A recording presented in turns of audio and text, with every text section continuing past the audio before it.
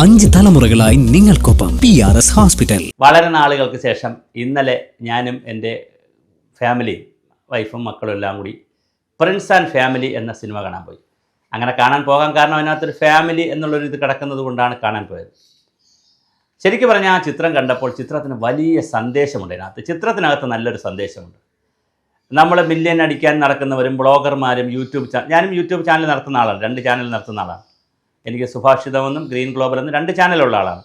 അപ്പോൾ എന്നിട്ട് ഞാൻ പറയുകയാണ്, യൂട്യൂബ് നടത്തുന്നവരും ഞാൻ സബ്സ്ക്രൈബ് അടിച്ചു, ലൈക്ക് അടിച്ചു, കമൻ്റ് അടിച്ചു, മില്യനേഴ്സ് ആയിട്ടുള്ള ഫോളോവേഴ്സ് ഉണ്ടെന്നൊക്കെ പറഞ്ഞ് നമ്മൾ ഒരുപാട് അഹങ്കരിക്കും. 1000 അടിച്ചു, ഒരു വീഡിയോ 1 ലക്ഷം ആയാൽ 2 ലക്ഷം ആയാൽ ഉടനെ നമ്മൾ കൈയടിക്കും, വീട് മറക്കും, നാട് മറക്കും, അങ്ങനെ കുടുംബം മറന്നൊക്കെ പോകുന്ന ഒരു ഫാമിലിയെ എങ്ങനെയാണ് ജീവിതത്തിൽ കൊണ്ടുപോകുന്നത് എന്നുള്ള ഒരു സിനിമയാണ്. നല്ല മനോഹരമായ ഒരു സ്ക്രിപ്റ്റ് തയ്യാറാക്കിയിട്ടുണ്ട്, നല്ല കഥാപാത്രങ്ങൾ തിരഞ്ഞെടുത്തിട്ടുണ്ട്. ഒരു അച്ഛൻ, അമ്മ, സിദ്ദിഖിൻ്റെ കഥാപാത്രമുണ്ട്, അതുപോലെ ബിന്ദു പണിക്കരുടെ അമ്മയുടെ കഥാപാത്രം, പിന്നെ നായികയുണ്ട്, അത്ര ഫെമിലിയർ അല്ലാത്തൊരു പുതുമുഖ നായികയാണ്, പിന്നെ ദിലീപുണ്ട്. അങ്ങനെ ഒത്തിരി ആളുകളുള്ള നല്ലൊരു സിനിമയാണ്. മനോഹരമായ ഒരു സംവിധാനവും ചെയ്തിട്ടുണ്ട്. അതിൻ്റെ അവസാന ഭാഗത്ത് നമുക്ക് നല്ലൊരു സന്ദേശം കിട്ടുന്നുണ്ട്. ശരിക്കും ഈ പറയുന്ന സോഷ്യൽ മീഡിയയോ അല്ലെങ്കിൽ ഈ പറയുന്ന ഇലക്ട്രിക് മീഡിയയോ ഡിജിറ്റൽ മീഡിയയോ ഒന്നും അല്ല ജീവിതം. അത് കുറച്ചുകൂടെ പച്ചയായ യാഥാർത്ഥ്യങ്ങളാണ്. അവിടെ സ്നേഹവും സന്തോഷവും സഹനവും നുണയും കുണ്ടണിയും അങ്ങനെയൊക്കെയുള്ള ഒരു വല്ലാത്തൊരു നൊസ്റ്റാൾജിയൊക്കെ ചേരുന്നതാണ് ജീവിതം. അത് പ്രകൃതിയെ മനസ്സിലാക്കലാണ്, മണ്ണിനെ അറിയലാണ്, മഴയെ അറിയലാണ്, വെള്ളത്തെ അറിയലാണ്, സംഗീതം പഠിക്കലാണ്, അപ്പോൾ നല്ല ഭക്ഷണം കഴിക്കലാണ്, വീട്ടുകാരോടൊപ്പം യാത്ര ചെയ്യലാണ്, വീട്ടുകാരോടൊപ്പം ഒരുപാട് സമയം ചിലവഴിക്കലാണ്, നല്ല വസ്ത്രം എടുക്കലാണ്, അങ്ങനെ ഒരു നല്ലൊരു സ്ഥാപനം നടത്തലാണ്, അങ്ങനെ നല്ല ജോലി, ഇങ്ങനെ ഒരുപാട് കാര്യങ്ങൾ ഉപേക്ഷിച്ചിട്ട് ഇതിൻ്റെ പുറകെ പോകുന്ന ഒരു കഥയാണത്. ഒരു പെൺകുട്ടി ഇതിൻ്റെ പുറകെ പോയി അവസാനം ആ പെൺകുട്ടി ഇത് കൂടുന്നതിന് വേണ്ടി, നമ്മുടെ അദ്ദേഹത്തിൻ്റെ സബ്സ്ക്രൈബേഴ്സൊക്കെ കൂടുന്നതിന് വേണ്ടി കൂട്ടിക്കൊണ്ടിരിക്കുമ്പോൾ വേറൊരു പെൺകുട്ടി വന്ന്, മുഞ്ചത്തി എന്ന് പറഞ്ഞ് മറ്റൊരു പെൺകുട്ടി വന്ന് ഇതിനകത്ത് അവൾ വ്ളോഗൊക്കെ ചെയ്ത് കഴിയുമ്പോൾ ആ പെൺകുട്ടിക്ക് ഒരുപാട് റീച്ച് കിട്ടുകയും ഈ നായിക ഇതിനകത്ത് ദുഃഖത്തിലേക്ക് പോവുകയും അവസാനം നായിക അതിനുവേണ്ടി ചില കുതന്ത്രങ്ങൾ പ്രയോഗിക്കുക. നമ്മളൊക്കെ ചില നെഗറ്റീവ് തമ്പുകളൊക്കെ ഇടുന്നവരെ കണ്ടിട്ടില്ലേ, കുതന്ത്രങ്ങളൊക്കെ പ്രയോഗിച്ച് റീച്ച് കൂട്ടുന്നത്. അതിലൊരു പെൺകുട്ടി മരിച്ചു പോകുന്നു. ഞാൻ കഥ പറയുന്നില്ല, എല്ലാവരും പോയി കാണേണ്ട സിനിമ, അതുകൊണ്ട് ഞാൻ കഥ പറയുന്നില്ല. പക്ഷേ എനിക്ക് അതിനകത്തുള്ളൊരു വേറൊരു കാര്യം അത് വളരെ പ്രധാനമാണ്. നമ്മുടെ സഖാവ് M A baby CPM general secretary, അദ്ദേഹത്തിന് ഈ സംവിധായകൻ്റെ പരിചയമുള്ളതുകൊണ്ട് സംവിധായകൻ്റെ നിർബന്ധപ്രകാരം അദ്ദേഹം ഡൽഹിയിൽ പോയി ഈ സിനിമ കണ്ടു. അപ്പോൾ കേരളത്തിലില്ല എന്ന് പറഞ്ഞ് ഒഴിയാൻ ശ്രമിച്ചപ്പോൾ ഡൽഹിയിൽ ഉണ്ടല്ലോ എന്ന് പറഞ്ഞ് സത്യം തിയേറ്ററിൽ പോയി ഈ സിനിമ കണ്ടു. സിനിമ കണ്ടതിന് ശേഷം എം എ ബേബി ഒരു കലാകാരൻ കൂടിയാണ്, ഒരു ആസ്വാദകൻ കൂടിയാണ്. അദ്ദേഹം സ്വരലയൊക്കെ നടത്തിയിരുന്ന വലിയൊരു കലാകൃതയുള്ള ആളാണ്, വെറും സാധാരണ രാഷ്ട്രീയക്കാരൻ. അതുകൊണ്ട് അദ്ദേഹം ഫേസ്ബുക്കിലൊരു പോസ്റ്റ് ഇട്ടു, ഈ സിനിമ നല്ലതാണ്, എല്ലാവരും പോയി കാണണമെന്ന്. പക്ഷേ അതിന് താഴെ ആളുകൾ പൊങ്കാല ഇട്ടെന്ന് മാത്രമല്ല, 12 ആറ്റുകാൽ പൊങ്കാല, 15 പിന്നെ ചക്കുളത്താവ് പൊങ്കാല, 100 പൊങ്കാല, എല്ലാ അമ്പലത്തിലെയും കൂടെ പൊങ്കാലകൾ കണക്കാക്കിയാൽ എത്രയുണ്ട് അതിന് കണക്കാക്കി പൊങ്കാല ഇട്ടു. ഈ പൊങ്കാല എല്ലാം കൂടെ കിട്ടി അതിൻ്റെ ചൂടടിച്ച് പായസം എല്ലാം കൂടി തലയ്ക്ക് പിടിച്ചപ്പോൾ എം എ ബേബി വട്ടായി. അദ്ദേഹം മീഡിയയുടെ മുമ്പിൽ ഓപ്പണായി വന്ന് സാറ്റലൈറ്റ് ചാനലിനോട് പറഞ്ഞു, സോറി, എനിക്ക് അബദ്ധം പറ്റിപ്പോയെന്ന്. പക്ഷേ യഥാർത്ഥത്തിൽ ആ സിനിമയെ പിറകോട്ട് വലിക്കും. ഇന്നലെ ഞാൻ പോയി കണ്ട തിയേറ്ററിൻ്റെ പേര് ഞാൻ പറയുന്നില്ല, പക്ഷേ അവിടെ വളരെ ആൾ കുറവായിരുന്നു. ഞാനിരുന്ന ആ ഭാഗത്ത് വളരെ ഞങ്ങളുടെ ഫാമിലിയും മറ്റൊരു ഫാമിലിയും ഉള്ളായിരുന്നു. ഒരുപാട് സീറ്റ് ഒഴിഞ്ഞ് കിടക്കായിരുന്നു. അപ്പോൾ എനിക്ക് ശരിക്കും തോന്നി, എന്താണ് ദിലീപിൻ്റെ ഒരു ചിത്രത്തിന് ഇത്രയും ചെറുപ്പക്കാരൊന്നും ചെറുപ്പക്കാർ വരെ കയറാതെ ഇത്രയും ആളൊഴിഞ്ഞ് കിടക്കുക. എന്നിട്ടും സ്റ്റാർ റേറ്റിങ്ങിലൊക്കെ 8-10 പോയിൻ്റ് ഉണ്ട്, അതൊക്കെ ഉണ്ട്, നല്ലൊരു സിനിമയാണെന്നുള്ള സ്റ്റാർ റേറ്റിംഗൊക്കെ ഉണ്ട്. പക്ഷേ എങ്കിലും ആൾക്കാരുടെ എണ്ണം കുറയുന്നു, ഒരുപാട് പേരത് കാണുന്നില്ല. കണ്ട എം എ ബേബിക്ക് ആവശ്യമുള്ള പൊങ്കാല കിട്ടി. ഇനിയിപ്പോൾ ഞാനിത് പറയുമ്പോൾ എനിക്ക് ഇതിൻ്റെ താഴെ വന്ന് ആരെങ്കിലും പൊങ്കാല ഇടരുത്. ഞാൻ ആ സിനിമയെക്കുറിച്ച് പറയുമ്പോൾ മറ്റു ചില കാര്യങ്ങളാണ്. എൻ്റെ സന്ദേശം നല്ലതാണ്, കഥ നല്ലതാണ്, കഥാപാത്രങ്ങൾ നല്ലതാണ്. പക്ഷേ അതിലുള്ള 2 കഥാപാത്രങ്ങൾ, ഒന്ന് നമ്മുടെ ദിലീപ് പ്രധാന കഥാപാത്രം, രണ്ടാമത് നമ്മുടെ സിദ്ദിഖ്.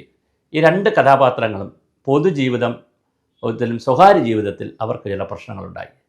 അത് രണ്ടിലും അവരാണ് പ്രതിയായി നിൽക്കുന്നത്. അപ്പോൾ അവർ പ്രതിയായി നിൽക്കുന്നത് കൊണ്ട് തന്നെ വേറെ ചില കാര്യങ്ങളുണ്ട്. ഇപ്പോൾ നമ്മുടെ ദിലീപിൻ്റെ കണക്കെടുത്ത് കഴിഞ്ഞാൽ ഒരു അതിജീവിതയുടെ പ്രശ്നമുണ്ട്, സ്വന്തമായി വിവാഹം കഴിച്ച ഭാര്യയുടെ പ്രശ്നമുണ്ട്, പിന്നെ ഒരു കാമുകിയുടെ പ്രശ്നമുണ്ട്. ഞാൻ എല്ലാവരുടെ പേരൊന്നും പറയില്ല, അതിജീവിതയുടെ പേര് സാധാരണ പറഞ്ഞുകൂടാത്തതുകൊണ്ട് പറയുന്നില്ല. അത് നല്ലൊരു നടിയായിരുന്നു, അവർക്ക് പിന്നെ സിനിമകളില്ലാതെ വന്നു.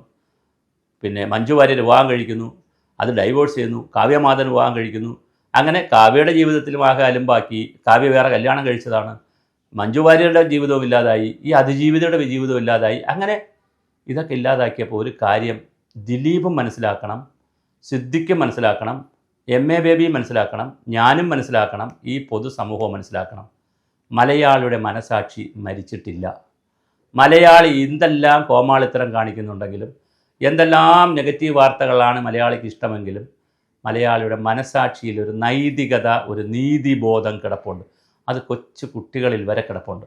അതുകൊണ്ടാണ് ദിലീപ് എന്നുള്ള ഒരൊറ്റ കഥാപാത്രം, അതുപോലെ തന്നെ സിദ്ദിഖ് എന്ന് പറയുന്ന കഥാപാത്രം, ഇവർ 2 പേരായതുകൊണ്ടാണ് ഈ സിനിമ വേണ്ടത്ര മുന്നോട്ട് പോകാത്തത്. അതിന് പകരം ഫഹദ് ഫാസിലോ ഈ കുഞ്ചാക്കോ ബോബൻ ആരായിക്കോട്ടെ, അത് സംവിധായകർ തീരുമാനിക്കണം.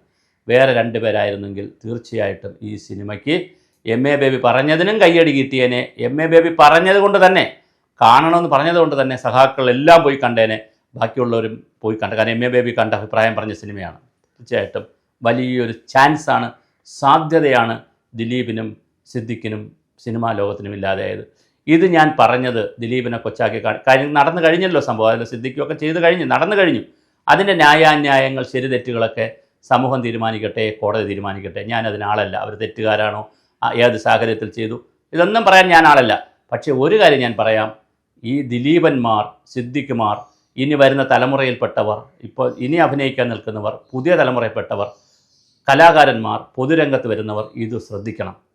കാരണം നമ്മൾ നല്ല ലൈം ലൈറ്റിൽ നിൽക്കുമ്പോൾ നമ്മളെ വാനോളം എടുത്തുയർത്തി അമ്മാനമാടി ആറാട്ടാടാനും സന്തോഷത്തോടു കൂടി നമ്മളെ തോളിലിട്ട് നടക്കാനും ഒരു സമൂഹം ഉണ്ടായിരിക്കും. പക്ഷേ നമ്മളുടെ ഓരോ ചെയ്തികളും സമൂഹം ശ്രദ്ധിക്കും. നമ്മളുടെ ചെയ്തികൾ വല്ലാതെ മാറിയാൽ, പ്രത്യേകിച്ച് സ്ത്രീകളോടും കുട്ടികളോടൊക്കെ വല്ലാതെ നമ്മൾ പെരുമാറിയാൽ, അത് വേദനയായി വന്നാൽ സമൂഹം എങ്ങനെയാണോ നമ്മളെ കൊണ്ടു നടന്നത് അതുപോലെ താഴേക്ക് ഇട്ടുകളയും. അവർ ആരോടും പരാതി പറയുകയില്ല, ആരോടും എതിർപ്പും പറയില്ല, ഒന്നുമില്ല. പക്ഷെ അവരെ മനസ്സിൽ നിന്നവർ എഴുതി മാറ്റും. അങ്ങനെ മാറ്റിയത് കൊണ്ടാണോ ദിലീപിൻ്റെ ചിത്രത്തിന് ഇത്രയും ജനങ്ങളുടെ കുറവും, അതുപോലെ തന്നെ ചിലപ്പോൾ ചിത്രം സാമ്പത്തികമായൊക്കെ വിജയിക്കും, എന്നാൽ ഒരു മെഗാ ഹിറ്റിലേക്കൊക്കെ പോകാത്തതും? MA ബേബിയെ പോലുള്ള പരിണതപ്രജ്ഞരായ ഒരു പാർട്ടിയുടെ ജനറൽ സെക്രട്ടറി അഭിപ്രായം പറഞ്ഞിട്ട് 24 മണിക്കൂറിനകം അദ്ദേഹത്തിന് ഫേസ്ബുക്ക് പോസ്റ്റും പിൻവലിക്കേണ്ടി വന്നു, പൊതു പ്ലാറ്റ്ഫോറത്തിൽ വന്ന് സോറി പറയേണ്ടി വന്നു. അത് ശരിയായില്ല ആ നടപടിയെന്ന് അദ്ദേഹത്തിന് പറയേണ്ടി വന്നു എന്ന് മാത്രമല്ല, ഇനി ഇത്തരം സിനിമകൾ കാണാൻ പോകുമ്പോൾ ഞാൻ കൂടുതൽ കെയർഫുള്ളാകും, ഞാൻ കൂടുതൽ ശ്രദ്ധിക്കും എന്ന് വേണ്ടി MA ബേബിക്ക് പറയേണ്ടി വന്നു. തീർച്ചയായിട്ടും അത് അദ്ദേഹത്തിൻ്റെ ഔന്നത്യവും അദ്ദേഹത്തിൻ്റെ സത്യസന്ധതയും കൊണ്ടാണ് അദ്ദേഹം അത് പറഞ്ഞത്. അതിന് അദ്ദേഹം കയ്യടി വാങ്ങുന്നു, അല്ലെങ്കിൽ അദ്ദേഹം നല്ലതാണ് പറഞ്ഞത്. പക്ഷേ ദിലീപ്, സിദ്ദിഖ് അവർ തെറ്റ് ചെയ്തോ ഇല്ല എന്നുള്ളത് എന്തായാലും പ്രതിപട്ടികയിൽ നിൽക്കുന്നു. പക്ഷേ ബാക്കിയുള്ളവർ, സമൂഹത്തിലുള്ളവർ ഇത് മനസ്സിലാക്കണം. ബ്ലോഗർമാർ, അതുപോലെ തന്നെ യൂട്യൂബ് വീഡിയോ എടുക്കുന്നവർ, സോഷ്യൽ മീഡിയ നിൽക്കുന്നവർക്കൊക്കെ ഒരു പാഠമാണ് ഈ സിനിമ. അതിനപ്പുറമാണ് ജീവിതം. അമ്മ, അച്ഛൻ, കുടുംബം, മാതാപിതാക്കൾ, എല്ലാവരും, ഭാര്യ, അതുപോലെ തന്നെ സഹോദരങ്ങൾ, സുഹൃത്തുക്കൾ, ഇതിന് പകരം വയ്ക്കാൻ ഒരു ആർട്ടിഫിഷ്യൽ ഇൻ്റലിജൻസിനും കഴിയില്ല, ഒരു മീഡിയയ്ക്കും കഴിയില്ല, ഒരു സോഷ്യൽ മീഡിയയ്ക്കും കഴിയില്ല. മില്യനേഴ്സായിട്ടുള്ള ഫോളോവേഴ്സ് വന്നാൽ അത് മലവെള്ളം പോലെ വരികയും ചെയ്യും. അതിനേക്കാൾ വേഗത്തിൽ നമ്മളിൽ നിന്ന് ഒഴുകി മാറുകയും ചെയ്യും. ഈ പാഠം വലിയൊരു പാഠമാണ്. അതുകൊണ്ട് തന്നെ ആ ചിത്രം കാണേണ്ട ചിത്രമാണ്. പിന്നെ ദിലീപും സിദ്ദിഖുമൊക്കെ അഭിനയിച്ചിരിക്കുന്നത് കൊണ്ട് കാണണോ വേണ്ടേ എന്നുള്ളത് നിങ്ങളുടെ തീരുമാനത്തിൽ വിടുന്നു. ഞാനൊരു കാരണവശാലും ഞാനത് കാണണമെന്നും പ്രോത്സാഹിപ്പിക്കുന്നില്ല. പക്ഷേ കഥയുടെയും മറ്റ് സംവിധാനം വെച്ച് അത് മനസ്സിലാക്കേണ്ട ഒരു സിനിമയാണെന്നുള്ള അഭിപ്രായം എനിക്കുണ്ട്.